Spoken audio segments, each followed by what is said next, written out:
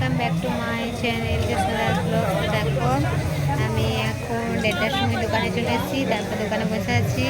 তো আজকে হচ্ছে মায়ের বাৎসরিক পুজো, তো অবশ্যই তোমরা চলে এসো কঙ্কালীতলায় পুজো দেখতে মায়ের। তো কী হচ্ছে তো তোমাদের সবটাই শেয়ার করবো, সাথে দেখো পাশে দেখো আর প্রথম থেকে শেষ অবধি আমার ভিডিওটা দেখতে দেখো।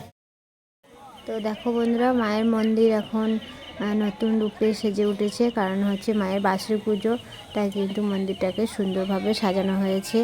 তো মন্দিরটা সাজানো কেমন হয়েছে প্লিজ একটু কমেন্ট করো। আর তোমরা যারা কঙ্কালীতলায় আসো নাই প্লিজ চলে এসো এখানে। তো এবার তোমাদের এই যে গেটটা দেখিয়ে দিচ্ছি, গেটটা কেমন হয়েছে বলো প্লিজ। আর দেখো এখন বাজে রাত্রি 2টো।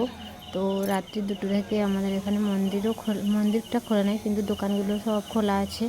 আর আমরা সবাই চলে এসেছি দোকানে। তো দোকানগুলো কিন্তু সব খোলা আছে রাত্রি 2টো থেকে। আর সুন্দরভাবে দোকানগুলোকে সাজানো হয়েছে, ডালাগুলো একদম ভর্তি করে সাজানো হয়েছে। এই যে দেখো মানে মায়ের পুজোর সামগ্রী এখানে যা যা দরকার সবই পেয়ে যাবে। তারপরে এখন সকাল হয়ে গেছে, আর সকাল হয়েছে আবার পুজো দেওয়ার সমাগম প্রচুর, মানে ভক্তদের। তো দেখো এখন কত ভিড় মন্দিরে। তো এখন সবে সকাল হয়েছে, সকালের মধ্যে কিন্তু এত লোক।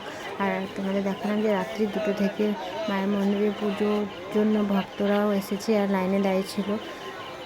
তো লাইনে দাঁড়ানোর পর ভোর 4টের সময় কিন্তু মন্দির খুলেছে। আর এখন সকাল হয়ে গেছে আর কত লোকজন দেখো। তো অনেক দূর দূর থেকে কিন্তু পাঠা নিয়ে আসে, তারপর এখানে পরিবারে মায়ের বাৎসরিক পুজোর দিনটা কিন্তু সকাল থেকে প্রচণ্ড রোদ গরম হয়, আর বিকেল দিকে কিন্তু প্রতি বছরে বৃষ্টি আর ঝড় জল হয়। তো দেখো বৃষ্টি হয়েছে বলে পুরো মন্দিরটা একদম ভিজে গেছে, আর মেঘও কিন্তু মানে বিদ্যুৎ চমকাচ্ছে, আর যে আইসক্রিমের গাড়িও ভিজে ভিজে কিন্তু দাঁড়িয়ে আছে। তো অনেক লোকজন আমাদের এই দোকানগুলোতে বসে আছে, কারণ তারা বাড়ি যেতে পারেনি, অনেক দূর দূর থেকে এসেছে মেলা দেখতে।